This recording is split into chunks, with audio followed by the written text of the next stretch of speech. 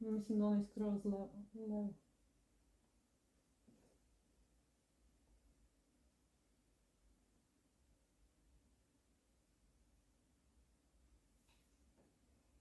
Hello everyone and welcome to our new live stream. Before we start, we will wait for some of you to join. And meanwhile, I will showcase some of my Sons of Velmorn miniatures that I painted for the warband. So it's one part of the board game box that Marko and I will try soon.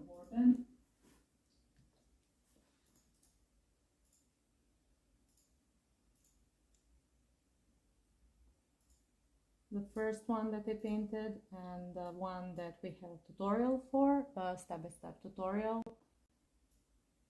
I will repeat some of this as you join, guys, just to start off with the live stream.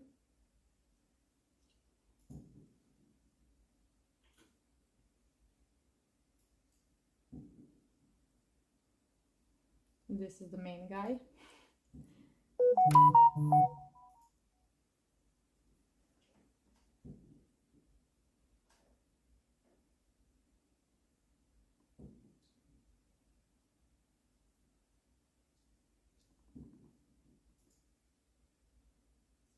I haven't had a chance to showcase all of these yet, so as you can see, they're all done in similar interpretation, but slightly different when it comes to tonal variations, color mixes, and so on.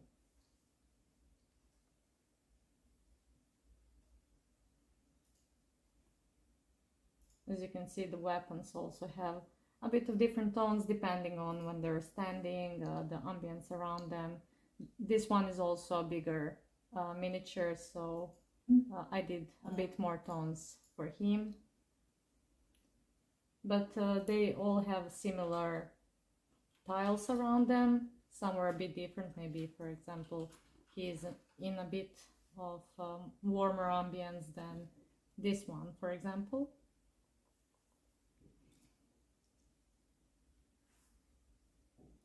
And this is the one we will paint today.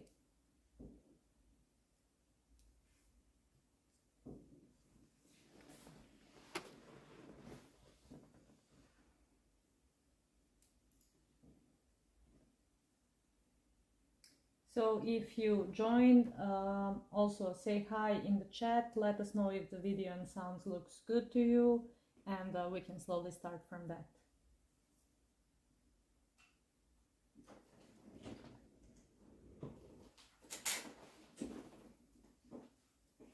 Hello guys, please let me know if the sound and the video is good for you to see and to hear.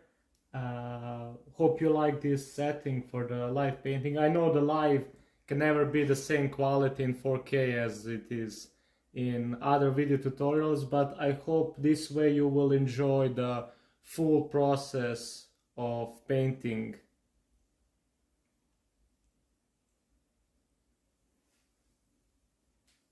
So I think also the video for us will showcase a few minutes or like a minute earlier, so I'll go slowly with presentation before we start, and then everybody says it's good to go. Great. So just to mention once again, if you haven't seen it before, there is a step-by-step PDF booklet done on this miniature, and you will notice some of the steps will be similar, and as I mentioned, all of these guys are done in similar interpretation but a bit differently, because I didn't took too much attention to using the same steps or tones. I almost never do that, but for this tutorial I will focus mostly on how I did the first one, and if we change something, but I think I'm most satisfied with these tones for skeletons, and I think that works very well. This one is the one I done previously, and once again, as for the first one, I really like the colors and tones, so I explored more there, and we'll do something similar today. As you can notice, the brush strokes are very expressive and they showcase the volumes well, and we will work on that also. So I think slowly we can start. And yes, you can see I use that for the fabrics as well, but it's more fine and refined and so on. And there is a difference, of course, between the steel and the gold non-metallic here. Okay.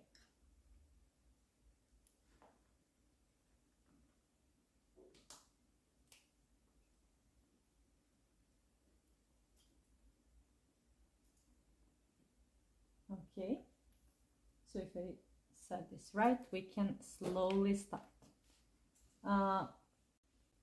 Paints I have on the palette are pastel blue, Naples yellow, I have white there, and I used once again this one. So it's just the paint I like to use, but you can mix dark red, for example, crimson and ultramarine, like used in the underpainting, and maybe some of the darker browns, for example, raw umber, to make very dark color as this one. Something like that will get you the most similar tone, but the most important here is just to make the tones darker. So if you want, you can mix ultramarine and crimson red, dark ultramarine and crimson red, and also if you want to make it more earthy, you can add this raw umber to create even darker tone. But we'll mix all of that with pastel blue to create some darker grayish tones. Okay.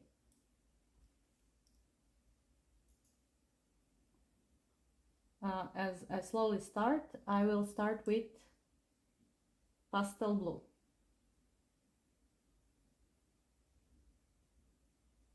And first thing first, I will start with sketching the light placement of armor of this model. And the thing I'm focusing most here is where the light will hit on the model, but also I am looking to create the shapes. So let's start here. If the light hits here on this gauntlet, the shape it will leave will probably follow the direction of the shape of the sculpt, but it will spread over the edges. So here I will put it only in the middle and move it slowly and keep some of the shades visible.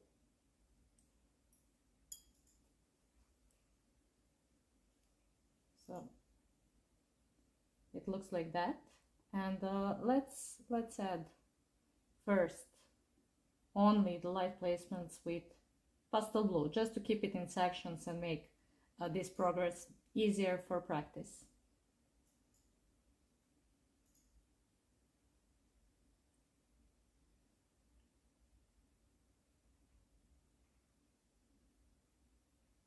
I'll put it here because I want to keep the upper part for the warmer tones. I will explain that also.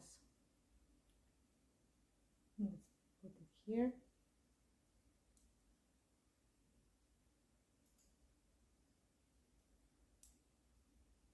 There. So in this stage I'm exploring, and since I want to really take steps with each color, I'm thinking where I want to have this pastel blue as the mid-tone of my mid-tones, like because I will mix it with Naples yellow and later with the color I use for shades. So I want to use clear pastel blue now, so we can make these steps easier, and just place it on the areas where I find it as a mid-ground of the light placements. I will call it like that for now.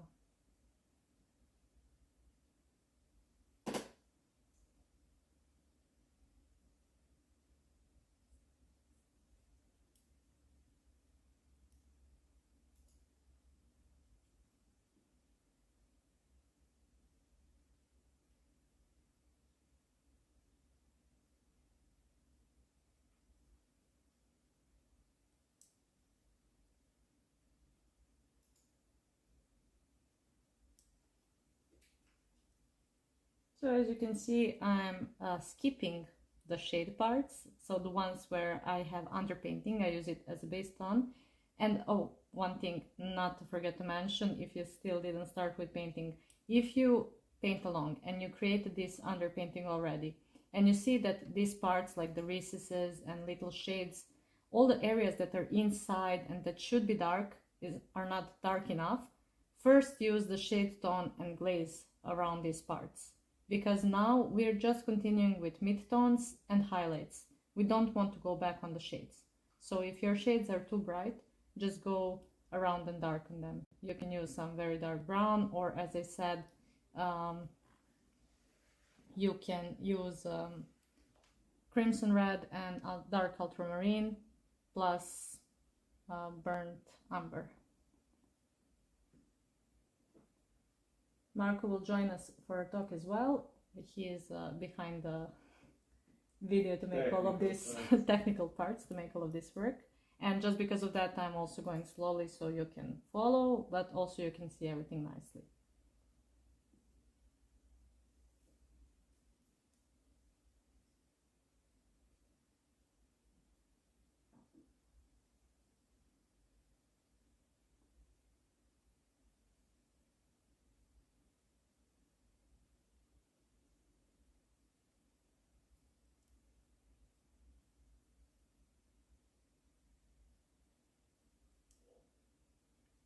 We didn't play any music in the background because of the YouTube, and I hope the sound is very good as you said. And yeah, let's put that for the first side, maybe something like this, and continue on the back.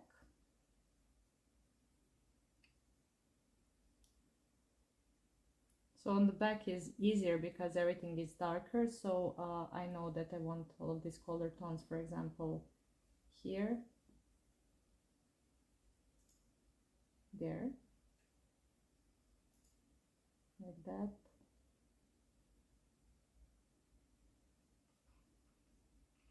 So mainly I'm focusing on the volume presentation, and that is my only guide here. But also the other thing is just exploration of the creative ideas. How can I showcase these volumes? How can I represent them best?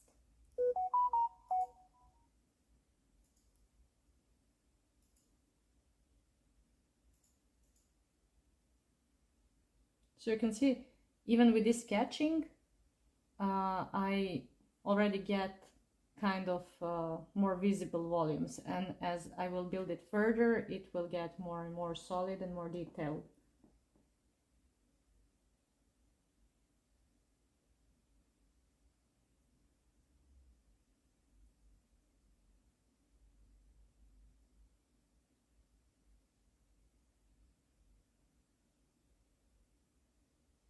Like that.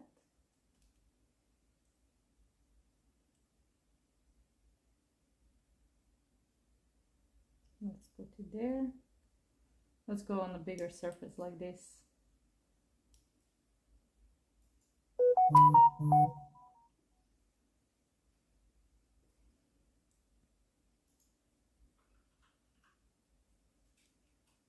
In my normal painting process, I wouldn't go this systematically, to say so, but now I think it's good for the exercise and for you to really get the idea of how these tones are built. And it's also kind of a fun process in exploration.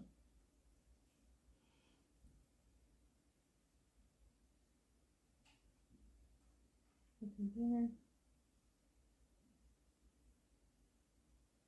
Like that. So now let's go with the warmer tones. I will mix pastel blue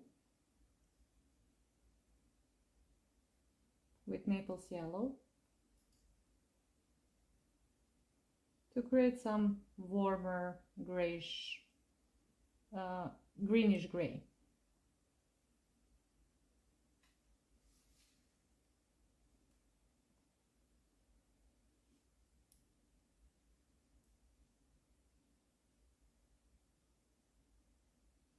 So as you can see now, I'm more freely and go with wider light placements because I'm focusing on the upper area that casts light.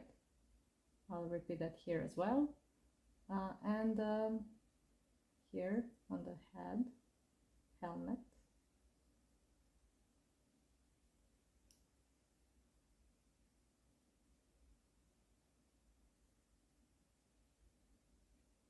Here on the upper side. And some details that are very tiny and that are too delicate for this brush, I will leave for the smaller brush, just not to cover everything with that. I'll add it a bit there. That will also stay for that brush. Let's sketch something here on the X. There as well. The points.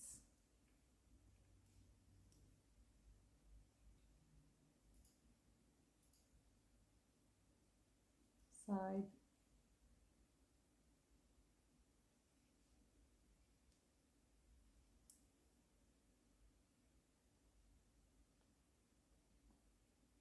Here.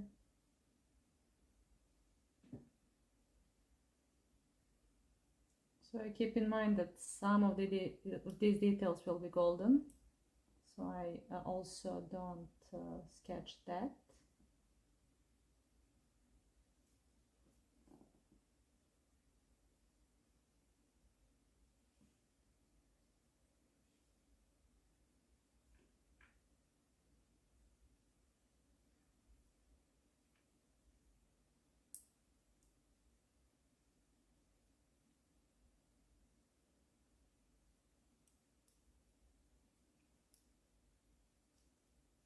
Let's repeat that on the back.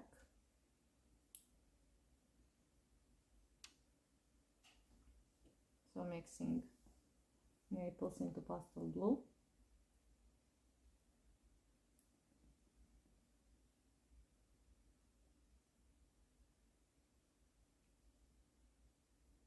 So just playing with sketch of the lights and shades.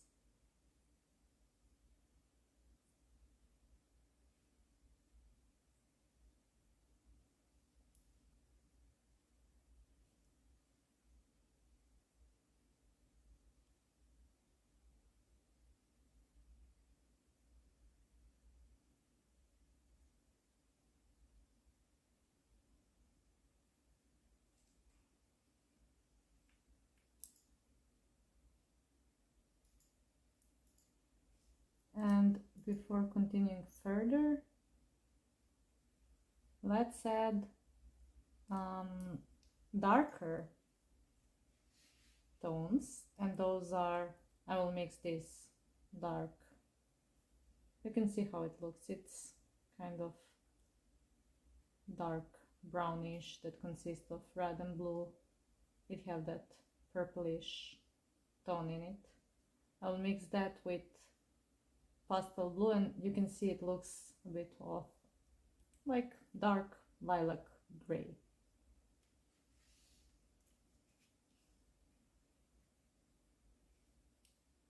Probably on camera it looks a bit lighter, if I can see that well. So it's not too light. And you can make variations between these mixes from going more to pastel blue or more to dark brown. You can see how fine it is. So this tone now kind of connects everything together. But I can't do much with this brush, so for now I will just connect it all together.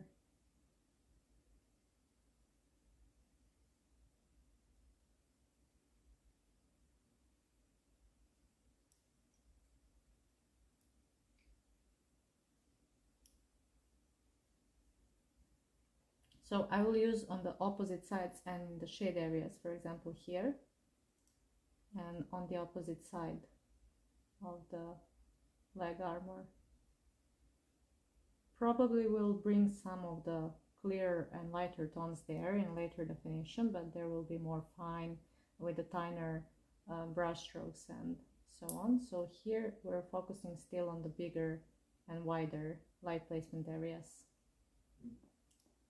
It's interesting to see how everything now it's just building all together, because when you started with blue it was very contrasty, but then with the green and now with this grayish purple, it kind of combines everything all together.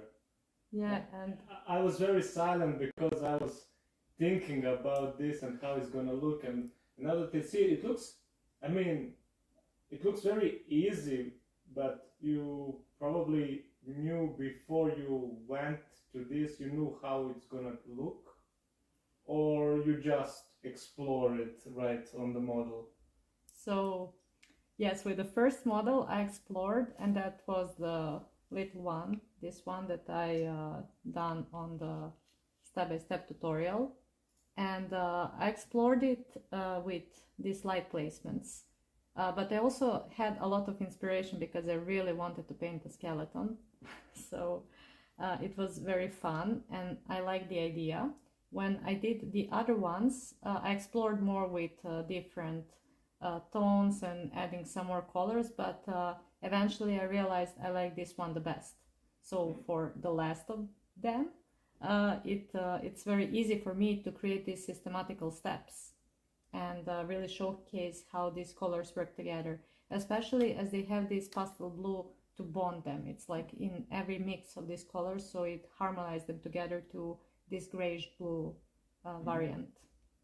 So you did each of them in a kind of different way, but in the end they look harmonious together. That was the idea, right? Yes, so the first thing I did to have them all be harmonious and work together is create the same underpainting for all of them. Then when I explored further, I knew in my head what tones I want to have at the end, or at least the approach I want to showcase of them. And then it was easy to return to that path if I went too far in some other direction. But at the end, it worked well. They all have different characters, but they're not so like uniformed. They're not too constant, because these are undead warriors. They don't have to be too tidy anymore. So again, you can see how it connects together.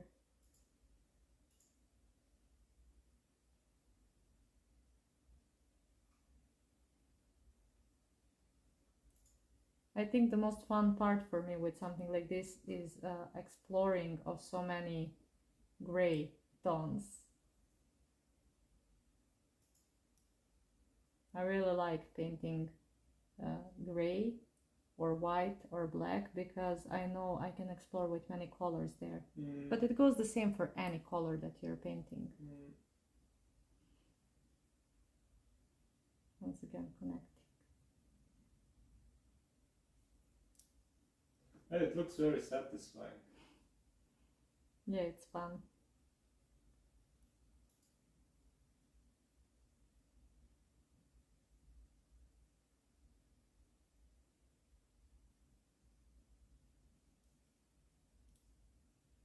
So for example, adding more of this darker brown tone, because I don't want this area to be too bright. I will make it brighter probably on the edges later, but for now I just want it to connect with everything else and to give some light reflections, but not to go too light.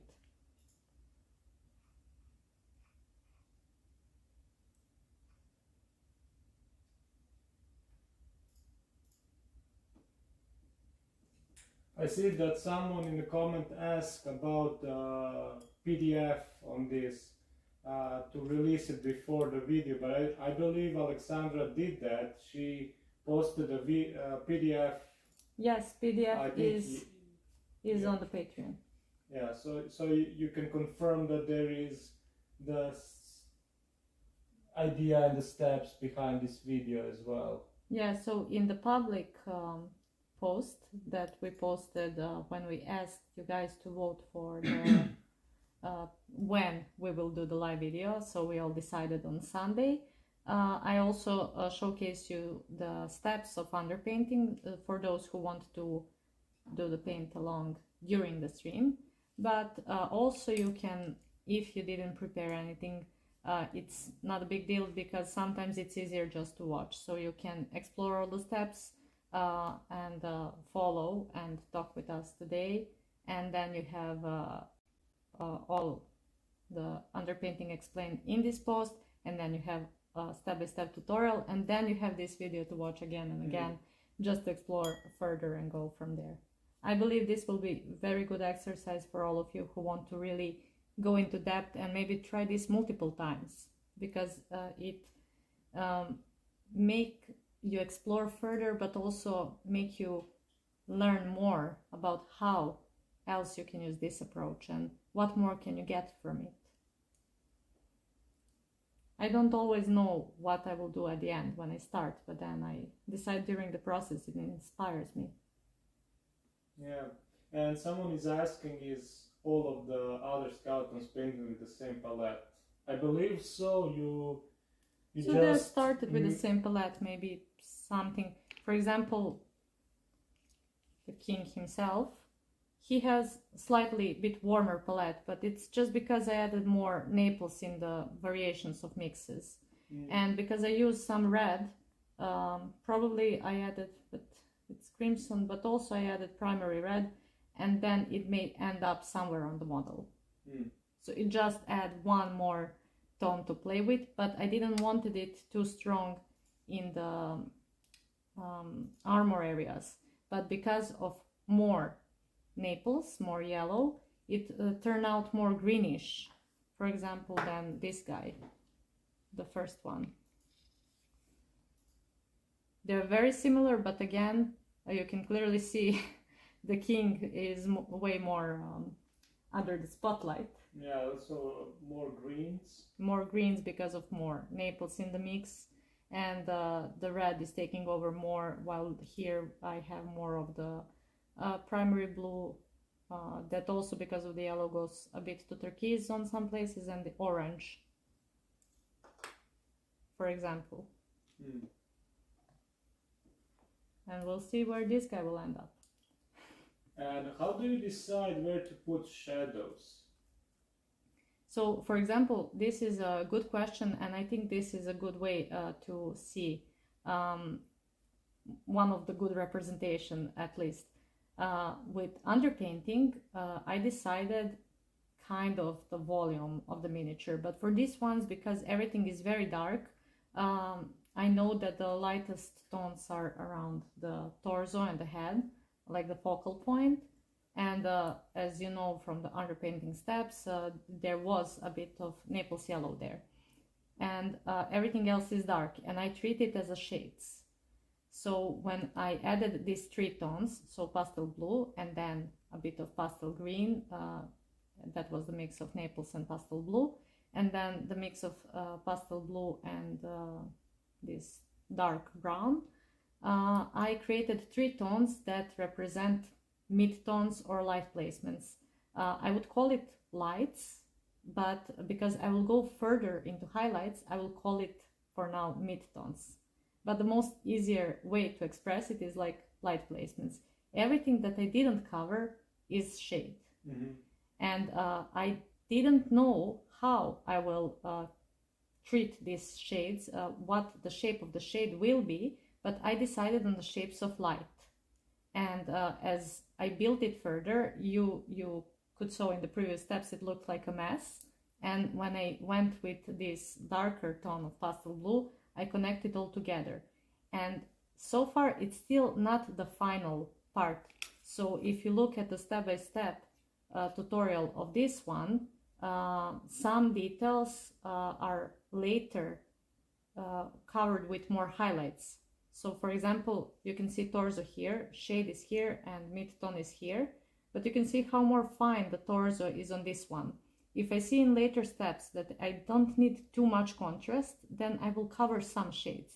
But for now, in the progress, it's always best to keep more shades for more contrast, because it's easier to cover it later than to build it again if you cover it now.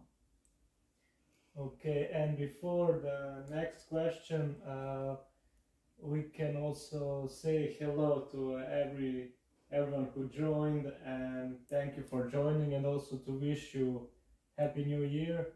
Yes, Happy New Year. We just had celebrated Christmas yesterday also. It's an Orthodox Christmas, so we celebrate double. And today it's work again. And so, can you explain the ratio between like how much water and how much paint you should have on your brush?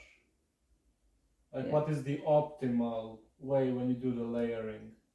So, as you can see in the progress here, nothing is too watery, so nothing is too diluted, but the paints I'm using here are very fine in pigment, and they're called smooth artist range, but they're very smooth. They don't need too much water, so as you can see, their flow is good even without too much, but I always load a brush with a bit.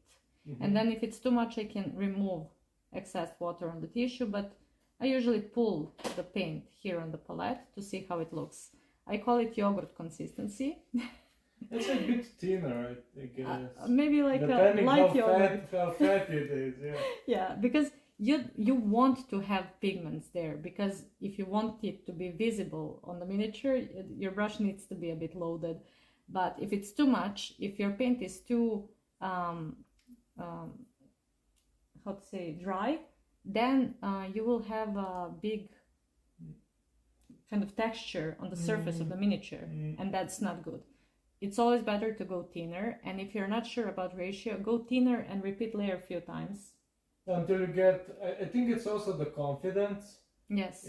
When you get used to it, I think right now maybe I use thicker coverage of paint on some areas, especially like not that visible details, but like on some smaller details I will go with thinner layers in multiple application, I guess. Yes, and for example, it will depend on the paint range you're using, so you need to try and see how your paints reacts with water and how much water you need. You will, as Mark mentioned, confidence, you will get more feeling about it in time. If I would mathematically say ratio, I would say this is like 80% paint and 20% water in this stage. But it really depends on the paint. The thing you're looking is to have the good flow and the good coverage. Mm-hmm. So do you want more questions, or do you want to cover a bit more of painting? Yeah, I will paint, and you can answer some questions. Well, there is some general question about our Patreon, what we teach and what we show, what people can see there for those who are first time seeing our videos. Mm-hmm. So I guess now it's a third year of our Patreon, so there is a lot of videos and PDF tutorials on it to watch and learn. There's also STLs as well, for those who like to print. When you start with printing, there is no way back.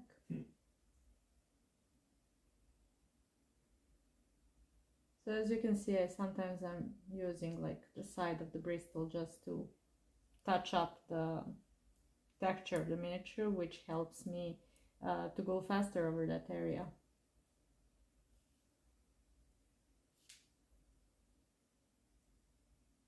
And if you notice, I'm using the way thinner brush now, because I need to reach these little areas here, which is not easy with a big brush.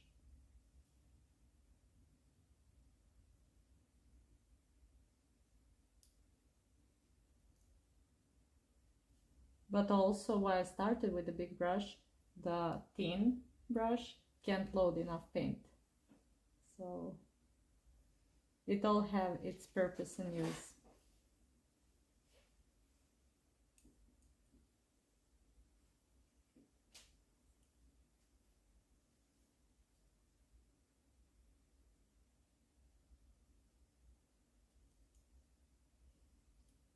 So let's connect this and create the volume of this side of the... You see, I'm connecting the edge light from the edge of the little part of the torso, and then I'm bringing it forward to a little dent on the skeleton armor, and combining it with the upper light placements. Let's first put everything together and connect, and then we'll go to more of these expressive brush strokes that will help me create a polished look of the metal and also connect everything together.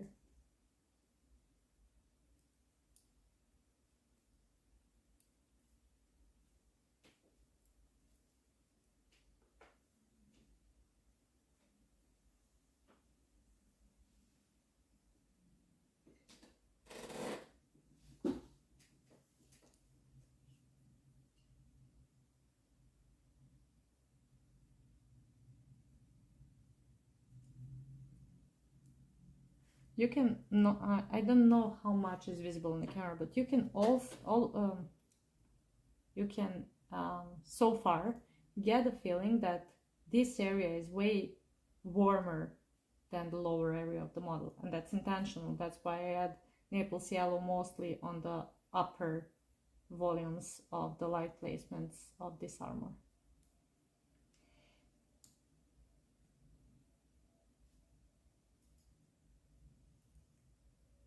I'll use a bit more of that here.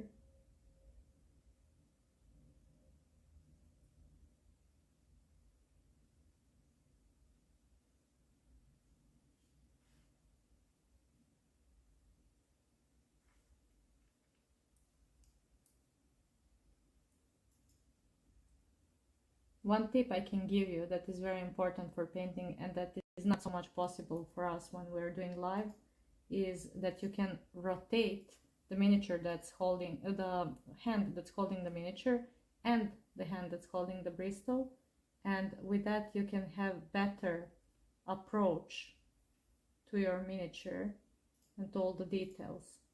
So I don't know if this is visible now, but for example, I can more easily add this tone like this than if I'm trying to reach from my right side the left area of the miniature.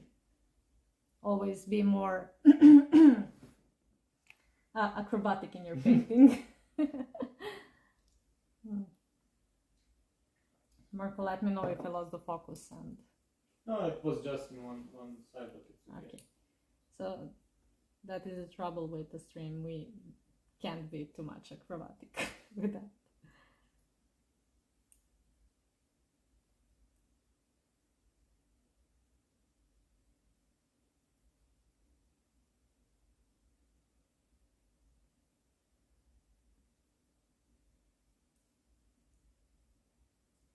So at the moment, what brushes do you use? I'm sorry.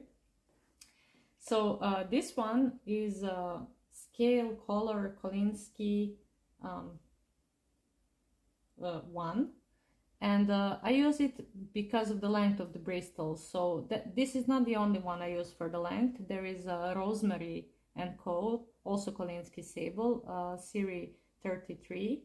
I also love it for the length of the Bristol. The one I used previously is Da Vinci Miniature Maestro, and it is the number 2, and it is big brush that is not too long, but it still have the length of the Bristol, and it can be loaded with more color. So it's different use with different brushes, but mostly we, both Marko and I can say that in your name, love to paint with these bigger brushes, because you load more paint, you're more free with interpretation, and these ones are there for the details and some. Yeah, last year I really get used to paint with brush 4. I think at the start it looked maybe too big, but then if the tip is right, well, the tip is good. When the tip is good, it doesn't matter, and it can hold a lot of both water and color, so it's good. Mm. Usually all new brushes are good. After some time, it just... Well, it depends how much you use them. But that reminds me, we need to order more brushes. Definitely. I forget every time, but it's important to... The work is much faster when you're using a better equipment. We are used to work with whatever we have here. So if I don't have good brushes, I will still work with anything. But it's more easy and more pleasurable to work with good and new. Yeah. And yeah, I got comment that 4 is too big, but I think it's not. It depends which brush also. Yeah. I think it was from this Da Vinci. Yeah. So you can see number 2.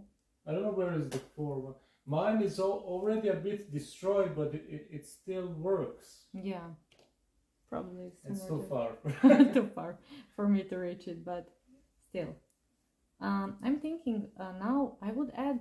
So I will add some of the oranges in these little dents of the armor, just to give it that more rust. And because I already have underpainting there, this orange as it dry will not be too light.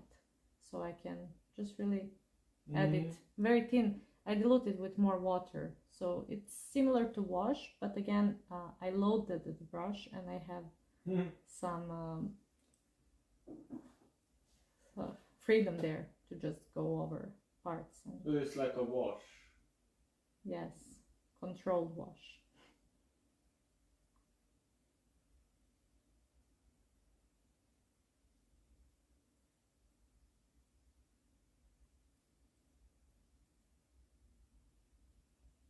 Something like that.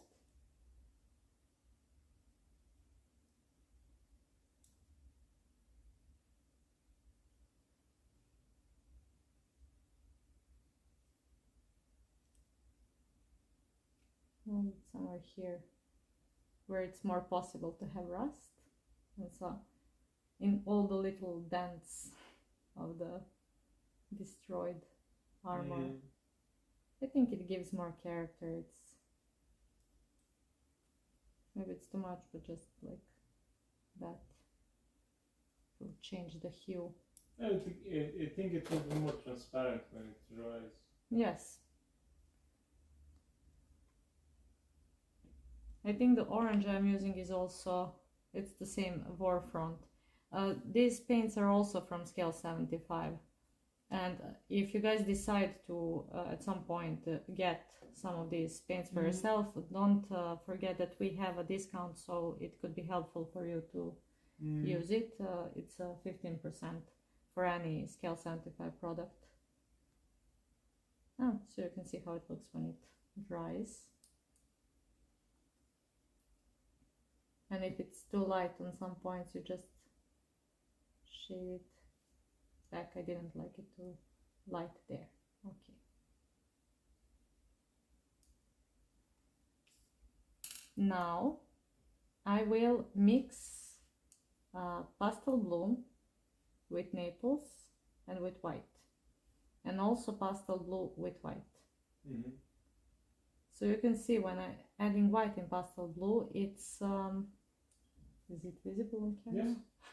It's so a bit bright. It's brighter probably, but it's lighter blue tone. And when I mixed Naples and pastel blue and white, it's greenish.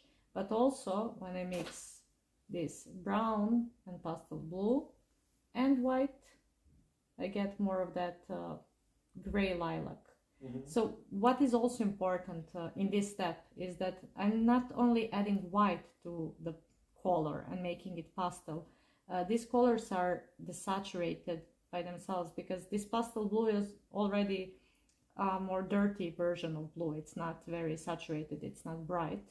And this brown is more of the earthy tone, and Naples is also not too saturated. It's more creamy yellow. So when I mix all of this with white, there are still grayish version of these tones. There was also a request for after the live to take a photo of the palette. Okay. of course. And yeah, the scale 75 artists, you don't have to shake them. They are like in tubes. And yeah, so the good thing with that paints is that they're coming in tubes, and bad thing is that they're coming in tubes. yeah, so I think the bad thing about those tubes is that they are sometimes can get stuck. Like sometimes it's hard to open. So Yeah, especially for me, I can't open every paint, so sometimes I just use what I can open. But they're really good in consistency. When we started using these paints, we continued using mostly them. Fun part. Let's create more of the shape of the light placements now as we are building light further to highlights.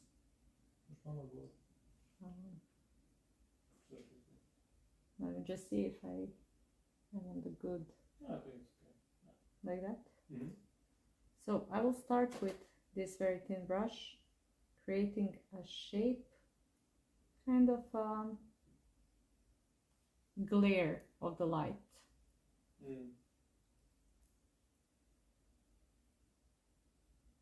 So you can see it's kind of like swirly light reflection hitting on this side of the chest.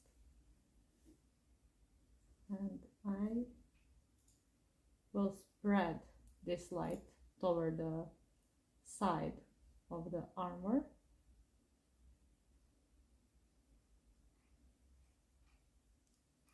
And connect it.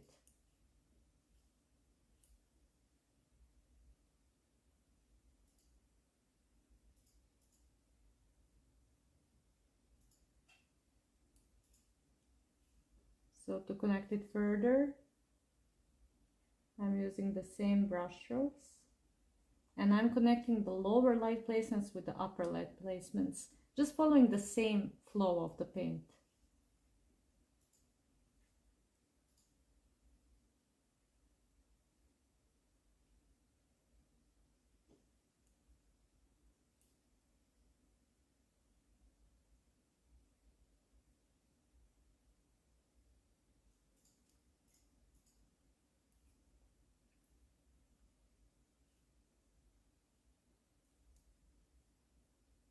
So I'm trying to keep more of the warmer tones in the upper area. And because this is such a small miniature, this is very fine. I can't even use the whole length of my brush, just the tip.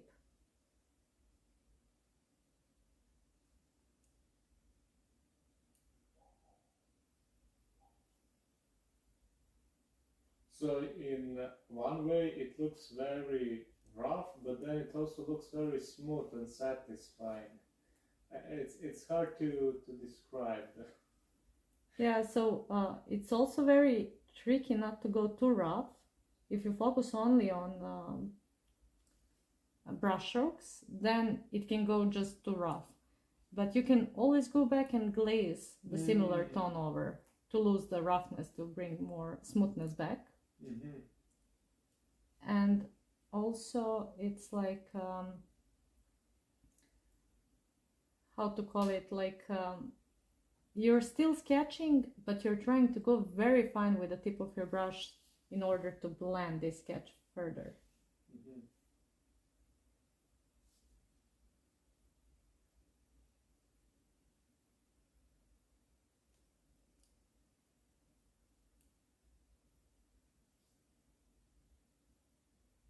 I can see that this brush have really small tip, like a tiny little hair. Yeah, and that's not so good anymore. Yeah, I destroyed it. That won't work for me.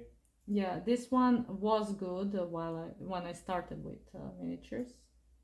So it's 1, 2, 3, 4. This is 5th miniature, so it died with 5th. Maybe you need to cut the tip of the brush. Oh yeah, maybe Make it would work smaller, better when we. thicker. Can I place it like this? Is it visible? I want to do this gauntlet here. Yes. Okay. So I will go around this dent that is orange now. And even if we have light placement there, I will use this brush strokes too. And also in this, not to forget to mention, in this stage, you can go even thinner. So use more water, dilute it more, because the flow, it will be very hard to do it with thicker paint. Thinner it's better, and because this very thin brush with a very sharp tip can't load enough paint to actually paint over the model, so you go just very slowly with brush strokes, then you can go more thin. In ratio, I would say like 60% paint and 40% water, or thinner if needed. So you can see in little swirls around the damages, I'm kind of showcasing how this light gradually reflects around.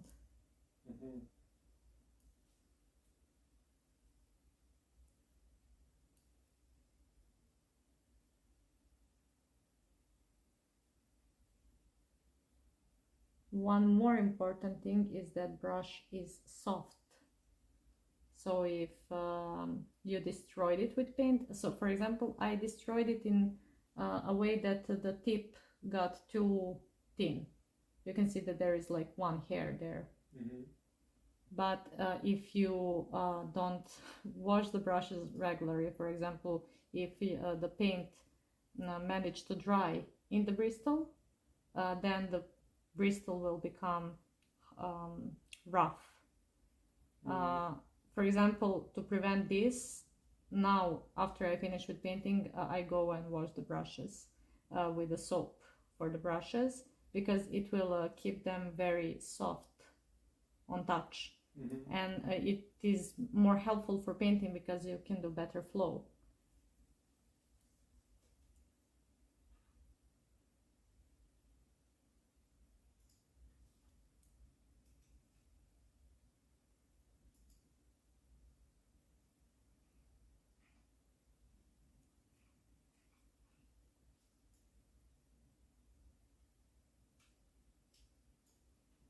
Once again, using the swirly brushes, connecting everything together.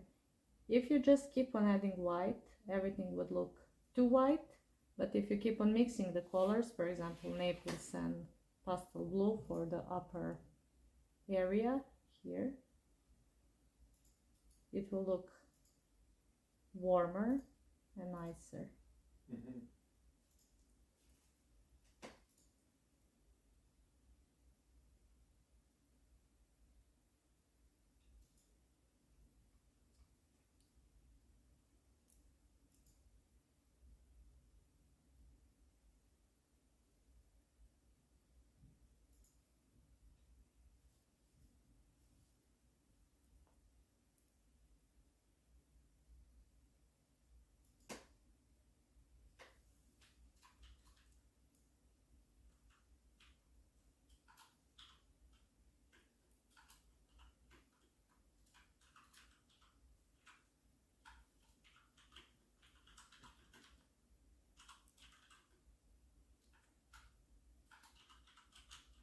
So every time I'm not sure if I load the brush nicely with paint, if it's wet enough, if I have enough paint there, I check it on my finger. It's easier this way, I have more feeling about the wetness of the paint and its flow. And my skin will not take too much water from the bristle, so it works fine. I always have colorful fingers, but it serves the purpose.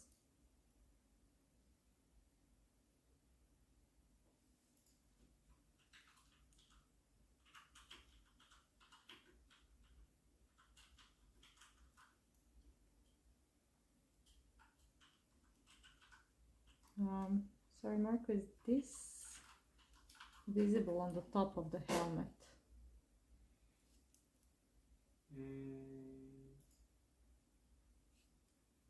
I think so, yeah. You can move it a bit on the right. Yeah. That's fine.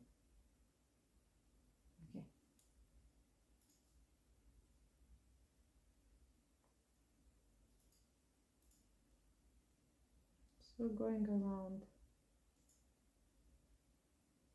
So you can focus on, for example, leaving these highlights in the area where the light hits. So you choose like the top of the helmet, for example, and then you go around the edges where this steel detail of the armor ends.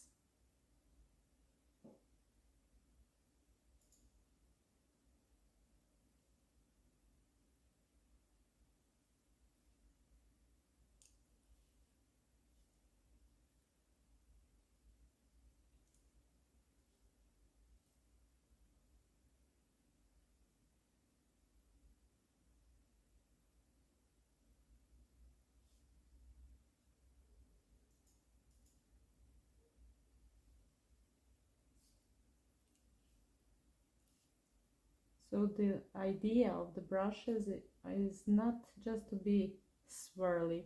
They're kind of describing the look of details around the armor.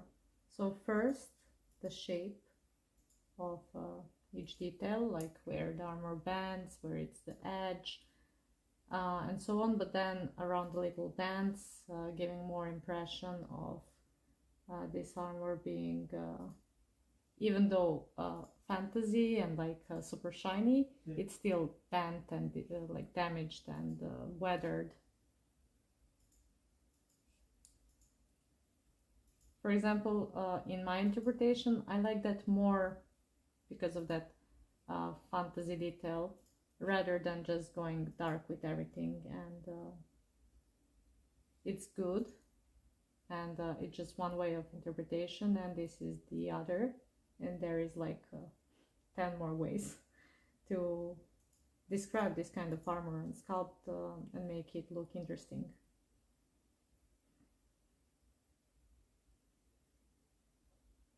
Cool. Yeah, it's coming along nicely. Yeah, it's growing more further to shape and more in volumes. And as you can see, that big shade is not so heavy now, but it's still shade, just I'm building further to the tone of the volumes. Just connect everything together.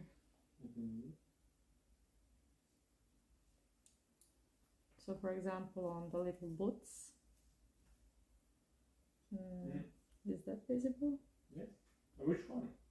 This one. Yeah, the top is hardly visible, but it's visible. Yeah.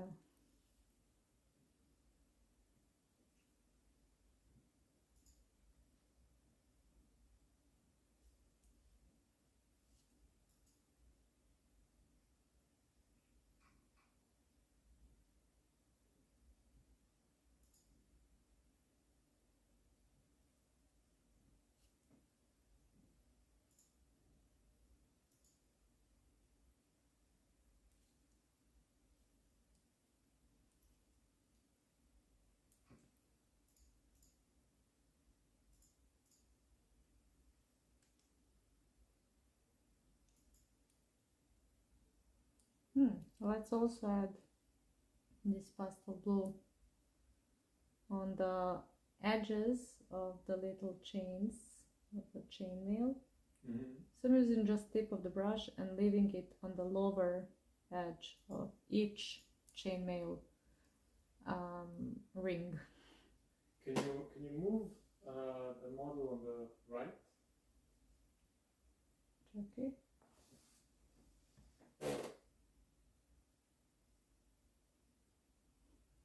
And let me return it a bit left. Oh, okay. Okay. Yeah. No, So chainmail is visible.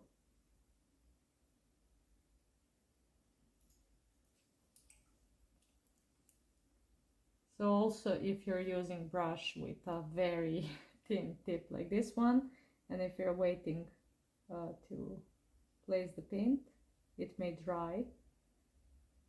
So again, thinner paint when you go to this detail brush, and just take your time, but wash the brush a long way if you're not confident enough to leave the paint right away and you need more time to focus and actually reach the miniature with the brush. It depends. So if you're used to painting smaller miniatures, like this 28mm scale, and for example this GW sculpt is not too hard for painting, because it have a very good textures, and it's not too small in details and you can reach it easily. But for example, some of the bestiarum you painted, Marko, they're very fine in details and very tiny in like a real scale. Yeah, it's a different style. So that may be harder, for example, to reach with the brush. It requires more time, so you just dilute paint a bit more and wait. There was one question regarding the sound, if that sound was the camera focusing. We didn't get that. I don't know if there is some sounds coming.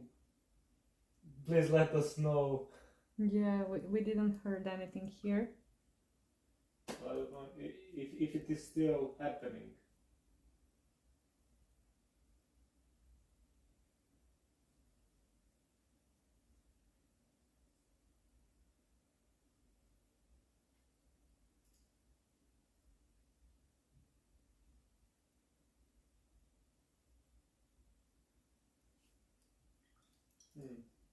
So, for example, Cool. I added pastel blue on all the lower edges of the rings of the chainmail, and then on the upper edges I mixed a bit of Naples yellow and just placed like a dots there and tiny lines just to make it more in volume. There is not too much to do on the chainmail because it is very small.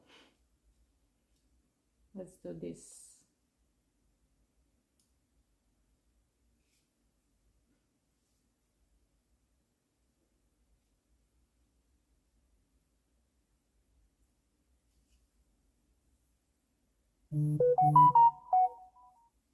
So if now you heard the sound, it could be something next to the camera.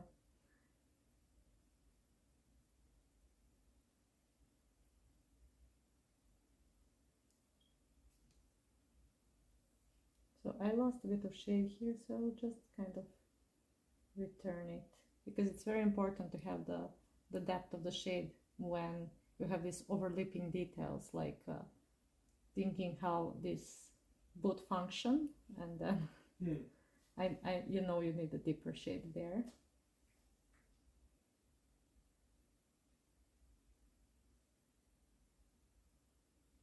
So kind of like doing the scratches of the light. You know, when you look some metallic surface and it kind of shows that the way it's been made, like in very fine sanding, and it have a little scratches on the surface, and then this light hits these little scratches textures.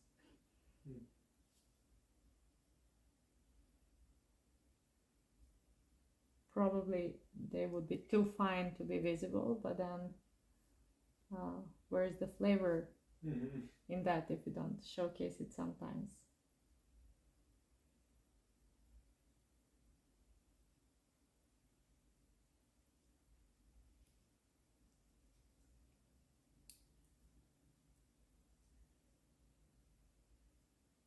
Again, to answer some general comments, is that there's a lot of people appreciating our teachings and our Patreon, and they get the ideas for the color scheme and just to get the idea to paint more and to get motivated. We're very happy to hear that, guys, and we really appreciate that you like seeing our stuff. It really helps us as well to be more motivated about creating more lessons, and it's very important to know that we are doing the right thing. you know, and by saying that, it helps a lot. Yeah, thank you guys. News is that we will also return to some of the travels, not much. For start, we will go most probably visit Cvetanovski. Denmark. I want to say Dane. Denmark. And in March, so that will be one more new news from us, because we haven't traveled to whole classes when Corona started, and now we hope everything are getting back to normal again. But we will not travel too much because we will still create a lot of content here. But who knows what future brings. We will try to prepare and create as much as it is in our power, and still keep it pleasurable for us also, so we can create our art.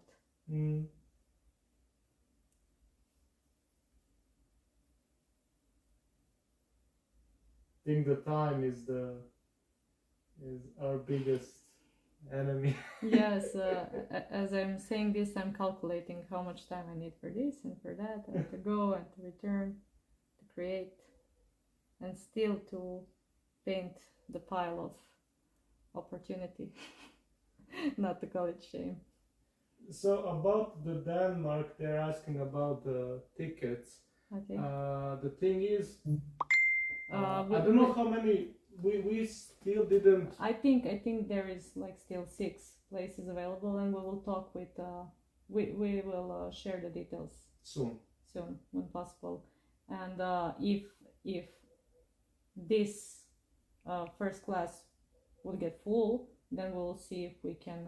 If there is a possibility to organize something more somewhere close or near. Something similar, but for now we will soon share the details about that, because we were in planning until now, so now it's more secure that we will travel, so now we can share more about it.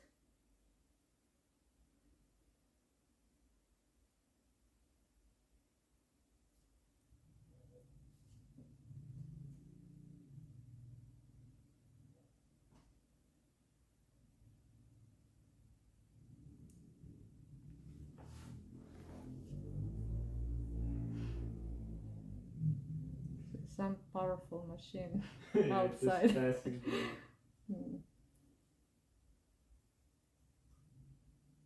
Probably orcs. So guys, as you can see now, as I'm continuing with these little tiny brush strokes, every time as I'm going around the shape of the dent, or like the light placement as it spreads, I go toward the edges. And that's where I kind of finish with the detail, like edge there.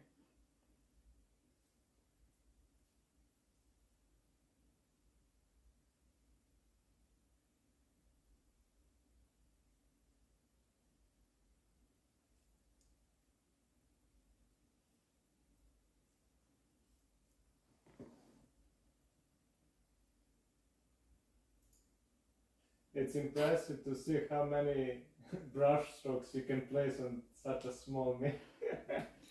Yeah, so this is also why these brush strokes now have to be thin. There could be many of them, so we don't want to create a strong texture on the surface of the miniature. Especially if you're trying this first time, better go thinner. Then you can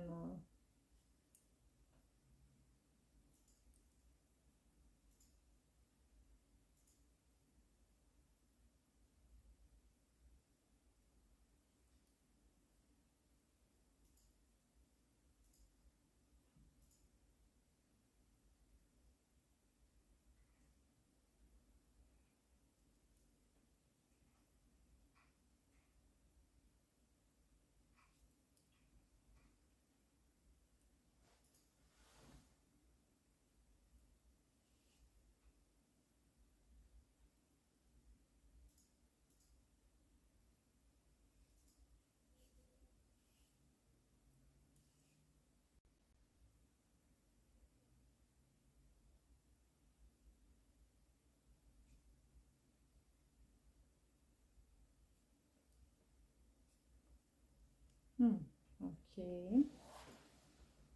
Let's see how much is visible there. And every time I'm connecting everything with the edges. Is this little boot on this side is visible? Yes. Good. So here I will go colder with more pastel blue and white, and as you can see I kept the mix of pastel blue, white and yellow on the upper areas, pastel blue and white on the lower, and in between, connecting these two, I use mix of pastel blue, this brown, it's dark brown camo paint, and white. Not too much white in the mix. It's there only to brighten some details.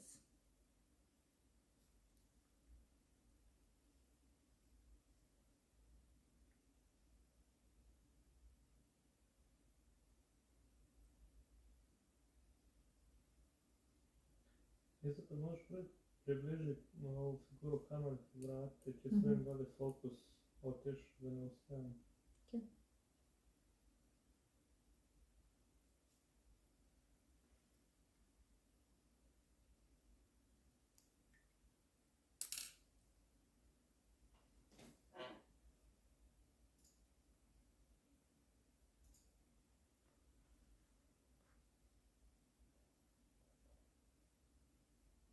Just bliže povrati. Okay, like that. Let's see if we can just let me try some. Testing. Okay, now it's in focus.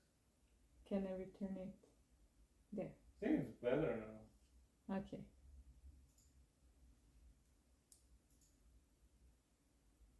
Yeah, I think it's better now. So I will again mix this dark brown, pastel blue and white to create this lilac grayish tone. And let's place it here. This area is.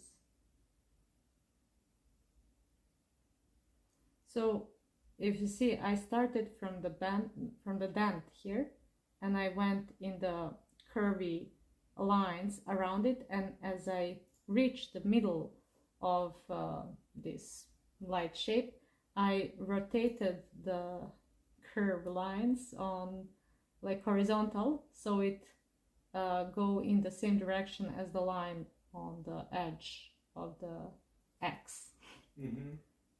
Because I want to explain the shape, so I'm connecting it.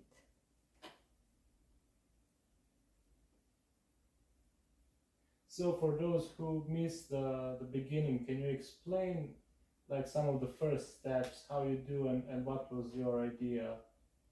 I know it's now just taking out your flow, but... No, so it's... so underpainting was explained in the post, and it was first I did black and white sketch of volumes of the model in my own exploration, so it wasn't really the zenithal priming, but it's more like searching of the good volumes shown on the miniature. So this step can be done both with airbrush or brush. You can choose what is easier for you or what you prefer, or if you just don't use airbrush, because we didn't use it for good many years until we started. Because of time, it's faster to go this way and to skip these first steps using that. And you sketch all the volumes of the miniature, and by that you also explore the volumes of the miniature. Then I did underpainting. I wanted to use crimson red, but I believe I added a bit of dark ultramarine to make it darker red for my base tone of the miniature. And as I applied it over the black and white sketch, the areas that were white were a bit more brighter and saturated than black areas that were very dark. Then I added Naples yellow on the focal point area, like the source of light. on the miniature, and very soft. I didn't want yellow tone to be dominant here because I want dark green underpainting for the skeletons, but also to make it more warm and earthy around the focal point. And then I sprayed with airbrush the dark ultramarine. All of this can be done with brush, just in a bit more steps. I use that in the shade areas to return more darkness to the shades. Then from that I started using pastel blue, Naples yellow, this dark brown tone, and white. And first I sketched mid-tones and light placements with pastel blue, Naples yellow, and mix of pastel blue, mix of pastel blue and Naples yellow, and mix of pastel blue and dark brown. And when I was satisfied with the volumes, I added white in all of these mixes and create the shapes and brushstroke line definitions of the armor. But also, guys, you can put these steps backward and forward later as you practice. And as mentioned in the start of the video, there is a PDF step-by-step booklet with steps of the first Sons of Valmorn for you to see more and explore this more, because I believe with all of these steps explained, showcased here, explained in the step-by-step, you can really practice this lesson further and try something new.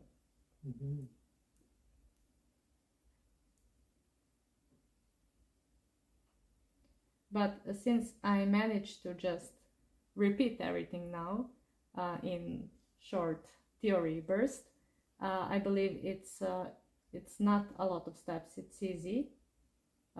It requires some confidence and a bit more practice to brush control. Yeah, to be more able to do brush control correctly, but at the time it may grow to you. And like every approach, you don't have to do this all the time. Maybe you prefer some different kind of blending more or interpretations, but it's always good to try out and see how it works for you. And probably, and most likely, is that you will learn something new with these steps.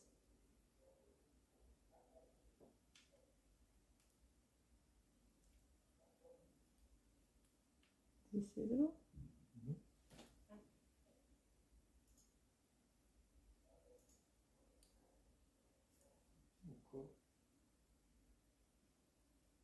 Let's do some edges there. And also the tiny dots.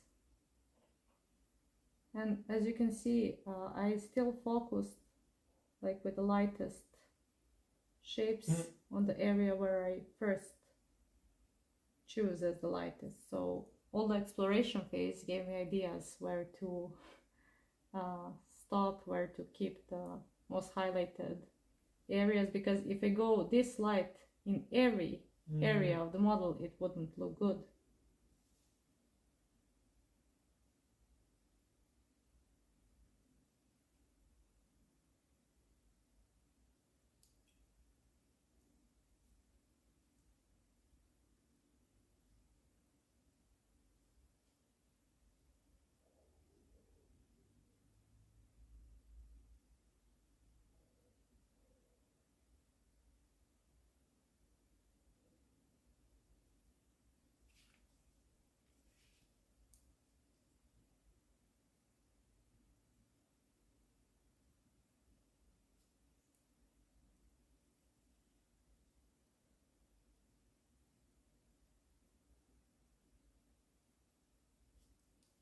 The more time I repeat the little line layers, the more they blend together.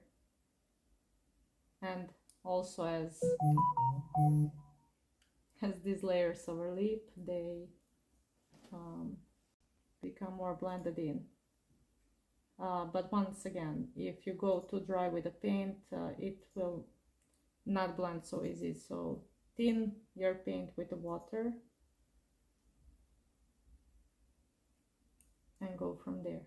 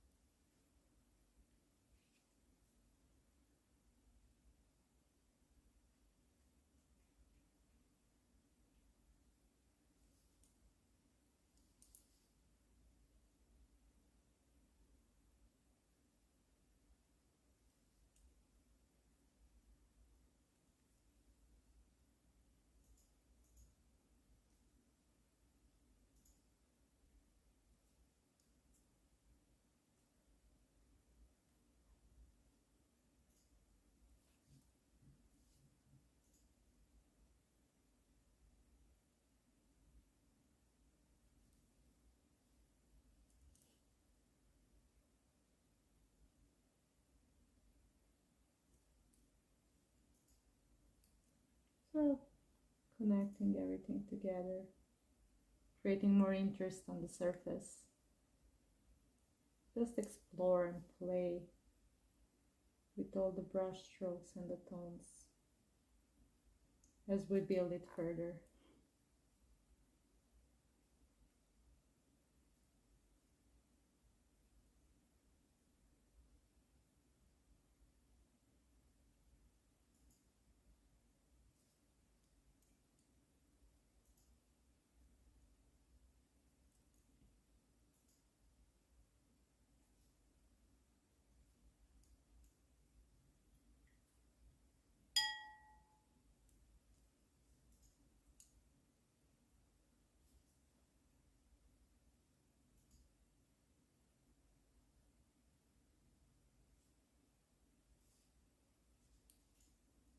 So, for example, this side of the shoulder pad is still in the sketch. So I'll connect it.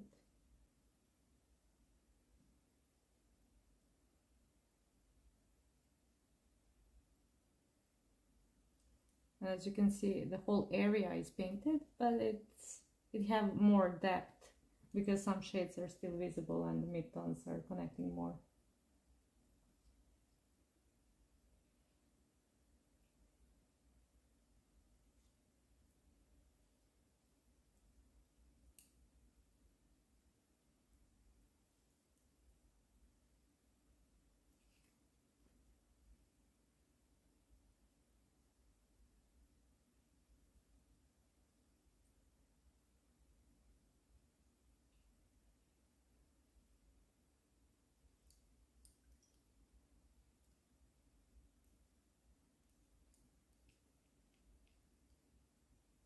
Let me add some tones on the gold as well.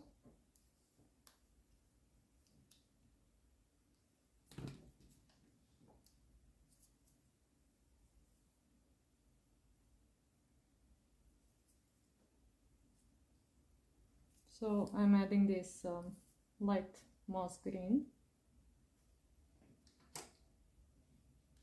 So there are questions about more live, in-person live painting classes for Yeah, so Austria and Bavaria.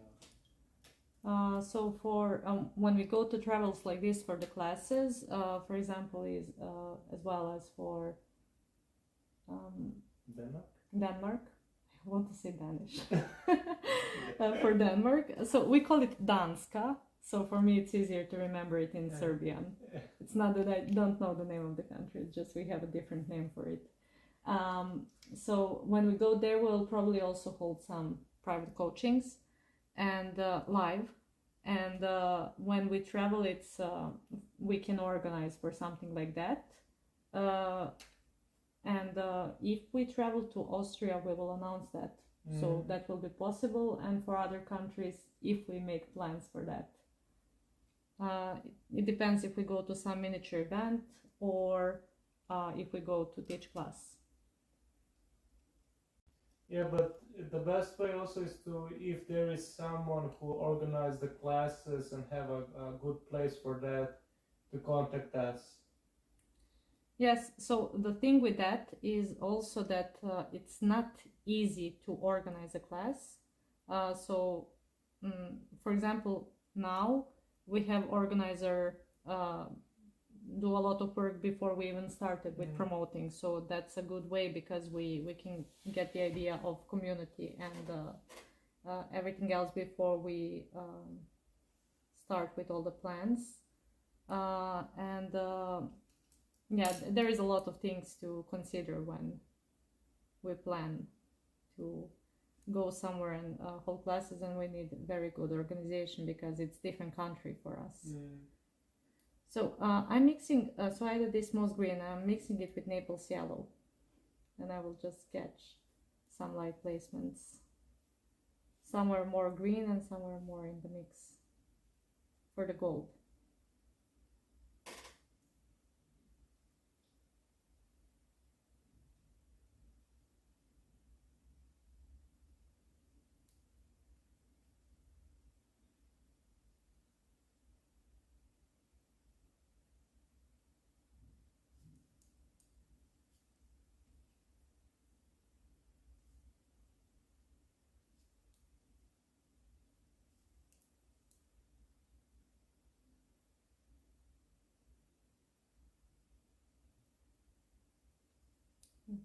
That.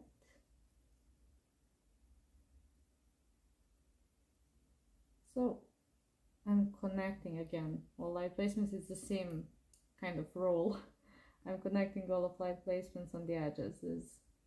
This is something most similar to the behavior of light when it spreads and reflects over the surfaces.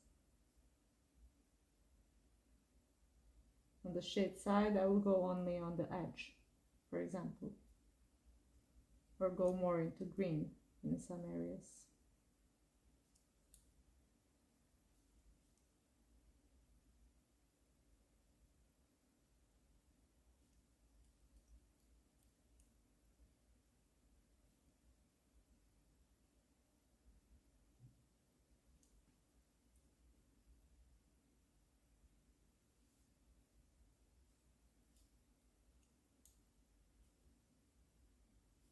And then adding more Naples yellow.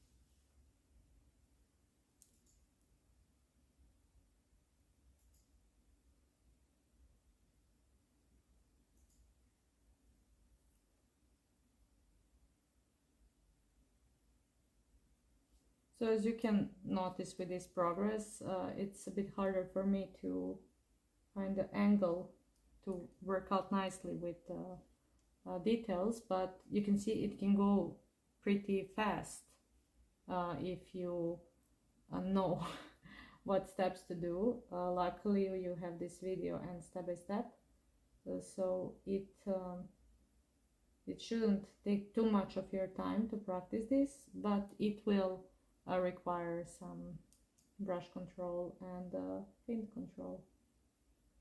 But those are the fundamentals that are most important to practice, so it's all useful.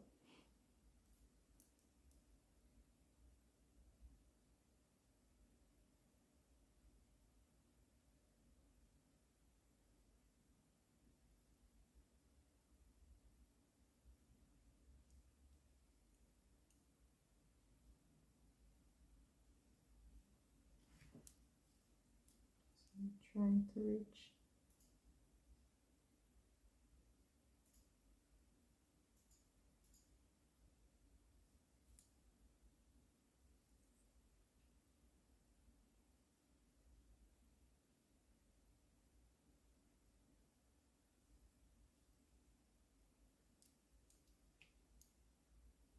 And then go a bit lighter and just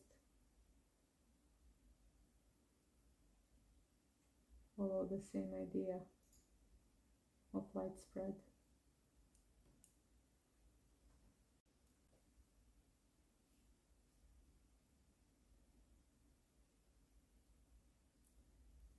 Let's add a bit more light here.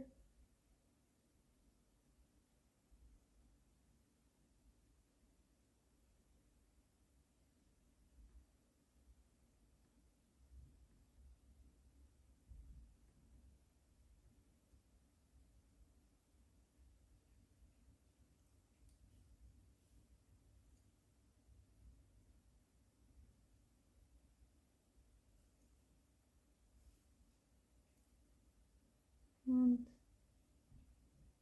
just with that we go further, create more interested on the like accenting surface, but also making it look more cool, more fun for painting and more stylized.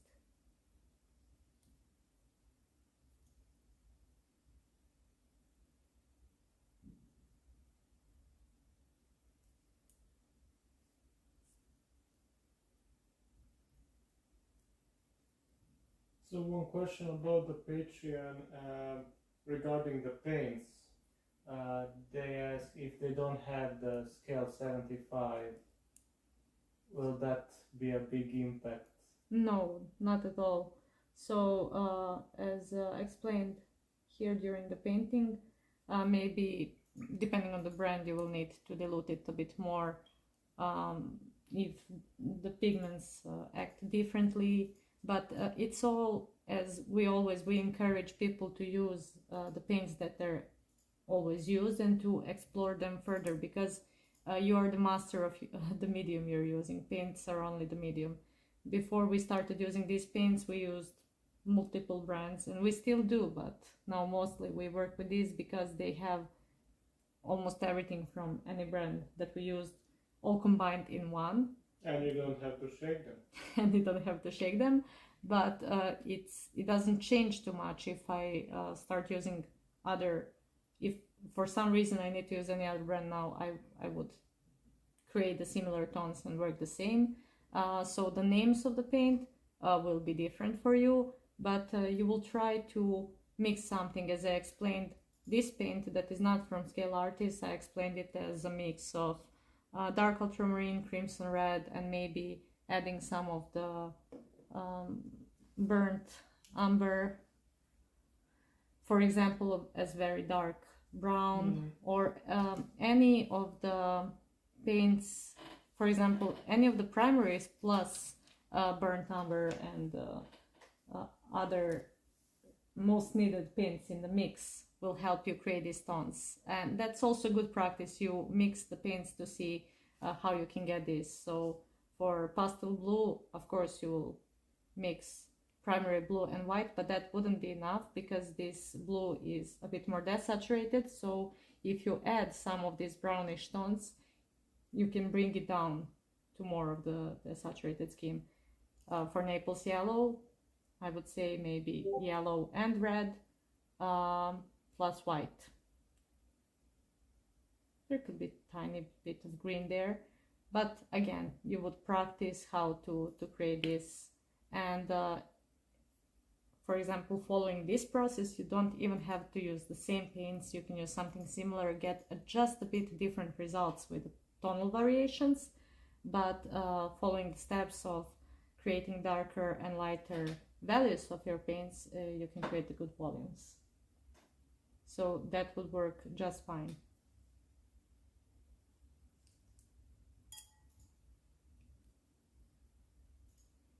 You know, when we started painting miniatures, I remember both Marko and I were working on the similar kind of army for painting.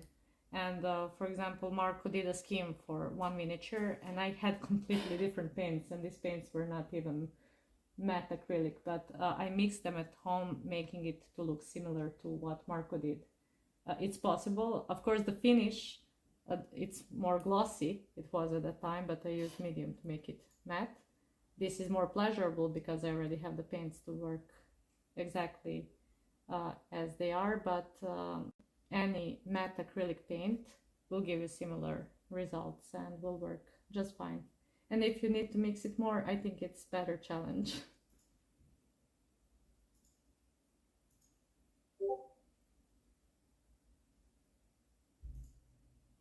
I would always encourage it, especially in learning phase.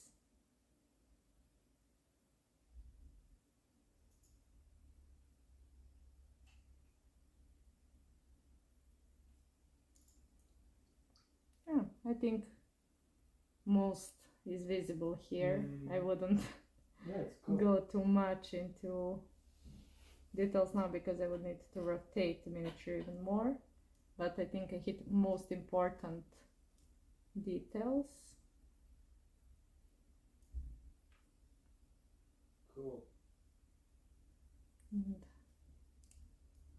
for example, these little details. But can you compare him now with the one you did previously? I think the one with the sword. Yes. So like dot there, showcasing the little rivets.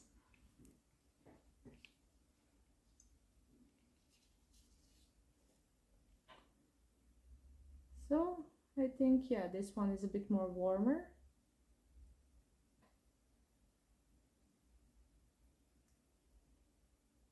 No, but I thought the previous one with the sword. Yeah. That one is maybe more similar because Yeah, I went that's more the- with blue and whites there.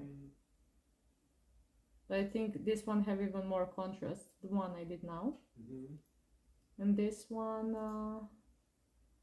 yeah, it really also depends on the details you want to showcase. For the king, for example, he's warmer and he didn't have so much armor visible at the end.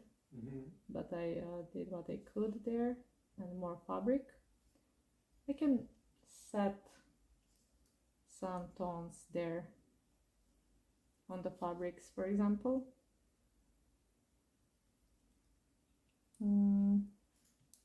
Let me try something different now.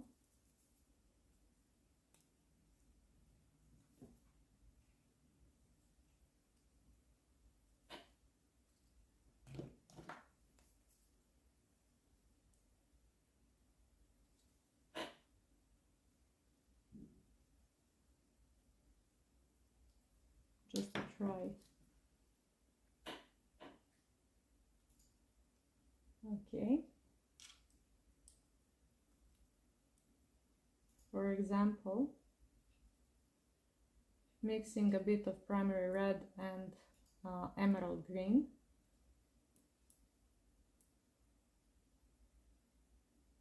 I'll start sketching some tones on the fabrics, again using softer, bigger brush.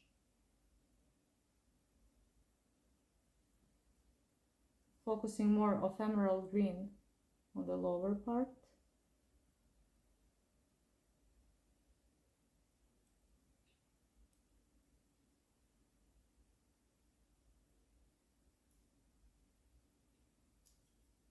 Thin, as you can see, keeping the underpainting visible.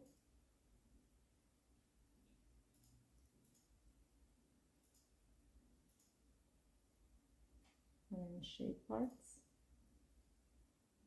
And going further to reds as I'm pulling the tone up.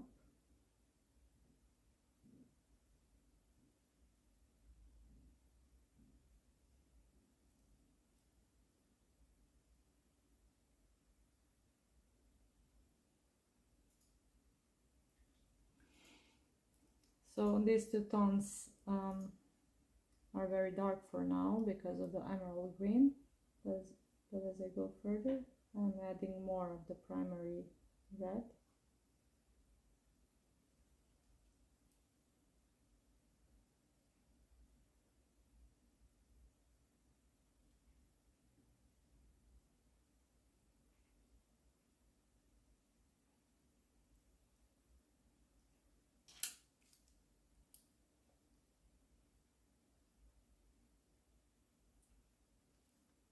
And I'm taking this finer brush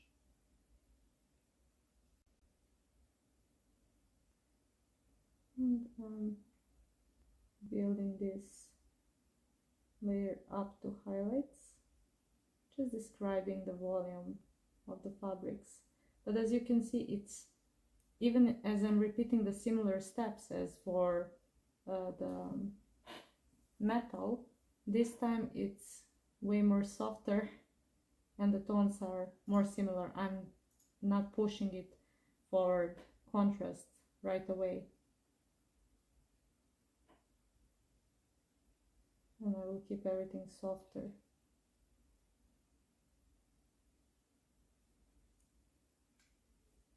You can see this more detailedly, for example, in Ezekiel painting tutorial videos that we created.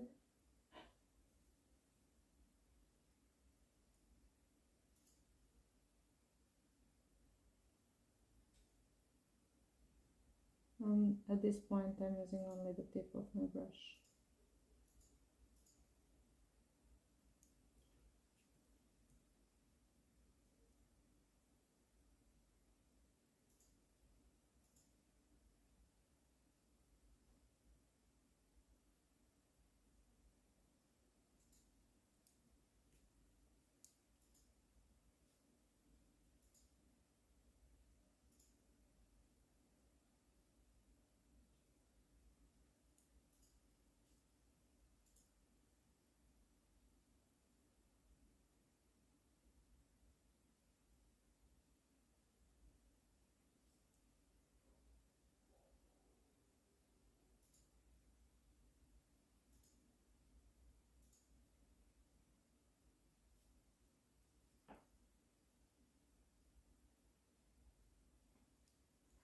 So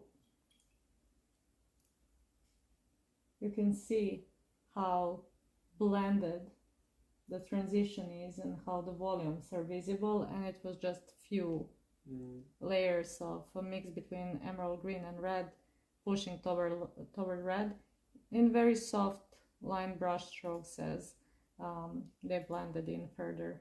Somewhere these brush strokes are more visible, and that's good because it showcases some kind of a texture, and in some places where they're overlapped more, they are softer and more fine. So one more thing to think about. I hope you enjoyed in this live tutorial. Both Marko and I are happy to have you here, and Yes.